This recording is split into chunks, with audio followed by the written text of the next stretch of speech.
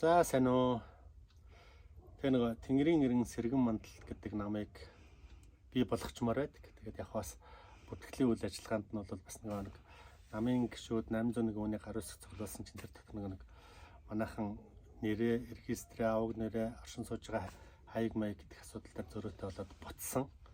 Тэгээд одоо дараагийн хурлыг 8 сарын 26-нд хийн. Тэгээд эндээс юу гэсэн дүгнэлтэнд хүрч ийнө гэдэг тэр хэдэн жилийн өмнө бид нар Тэнгэр үзэлтийн нэгдсэн холбоо гэж байгуулахад нэг 50-аад хүн нийлээд нэг иргэний бүртгэл рүү, улсын бүртгэл рүү нэг үүсгэн байгуулсан хүмүүсийнхээ нэрсийг өгчээсэн байхгүй. Тэгсэн чинь тэнд бараг 20-од хүн нөлөө нэр хаяг одоо юу гэдэг нь тэюуга регистрийн дугаар муугаараа ингээд солилцсон байсан. Яагаад гэдгсэн чинь нэг юм хэлж байгаа байхгүй. Ер нь бол энэ Тэнгэр үзэлтэй хүмүүсийн дийлэнх нэг тийм аваг нэрээ, регистрийн дугаараа гэдэг юм хүнд хэлэх дургүй юм байна. Бүгдөө өөр нэртэй өөр яадаг. Тэг гайхчихсан. Юу юм чи ийм хэмнээс айж байгаа бол ийм хэмнээс одоо болгоомж ширвэдэж байгаа бол энэ улс орны хариуцах асуудал юу байх вэ гэдэг. Яг энэ үзэгдэл бас нам дээр тавцж байгаа байдал анзаарэгдэж байна л та. Тэгэхээр хэдүүлээ нэг одоо үннээрээ байх тухай асуудал энэ дээр дахиад яригдчих эхэлж байна л та. 801 хүний чи иргэний бүртгэлээр өгөөд иргэний бүртгэлийн дататай тулгачдах дээр ингээл гараад ирж байна л да, хин юу гэж бичсэн гэдэг асуудал гараад ирж байна. Тэгэхээр хэдүүлээ одоо бол нэг улс орноо хариуцах гэж байгаа. Магадгүй одоо бидний том ярьдаг шүү дээ. Манай Тэнгэр үзэлтэнгүүд хөх толботонгууд их дэлхийн бүрэн бүтэн байдлыг хариуцдаг мөнх тэнгэртэй гэрээ байгуулсан гэж юм ярьдаг тийм. Одоо том магадгүй бидний энэ одоо юу гэдэг нь өнөөдрийн цаг аваарын нөхцөл байдал дэлхийд дээр хүмүүсийн өөрчлөгдөж байгаа байдал, цаг агаар одоо юу гэдэг нь улс төрийн нөхцөл байдлын том өөрчлөлтүүдийг харах дээр магадгүй монголчуудын дараагийн цаг ирсэн байх ч үгүйсэхгүй ба.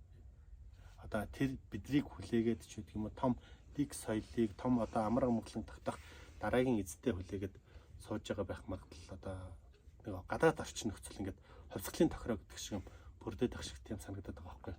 Тэгэхээр энэ нөгөө эрх мэдэл одоо албан тушаал гэхээсээ илүүтэйгээр энэ нэг яг одоо байгаль дэлхийг хайрлан хамгаалдаг, байгаль дэлхийг одоо юу гэдэг нь тэднэртэйгээ тасан зохицод байгалийн хууль, жамын хуулинд тасан зохицдог хүн хин нэгний оюун санаагаар бодцсон мундаг гэж бодсон тэр онол номлолыг дагах биш, байгалийн жам усны хуулийг дагдаг тэр соёлыг л сэрэх ёстой болж урж байгаа. Энэ заавал эрх мэдэлтэй байж, дарга даамал болж иж, одоо юу гэдэг нь тийм болж иж сэргээдэг тэр зүйл биш л дээ. Тодорхой бүлэг хүмүүс өөрсдөө энэ соёлыг тогтоож иж, энэ үзэл санаагаа мөрлж иж гэх юм уу, дээдэлж иж, ярьж иж, түгээн дэлгэрүүлж иж, одоо энэ үзэл санаа маань магадгүй 1 хүнд, 5 хүнд, 10 хүнд, цаашдаа 50 хүнд, 50000 хүнд, одоо төмөн хүнд ч юм уу соёл болж тогтчих. Энэ хүмүүс нэг зорилгын төлөө нэг тийшээ хардаг, нэг итгэл үнэмшилтэй болох тэр санааг л өөрлөж байгаа. Тэгээд одоо өнгөрсөн 30 жилийн хугацаанд бол одоо бөмбөргөлч гэдэг юм уу, Тэнгэр үзэл бол нэлээд том дэлгэрж байгаа.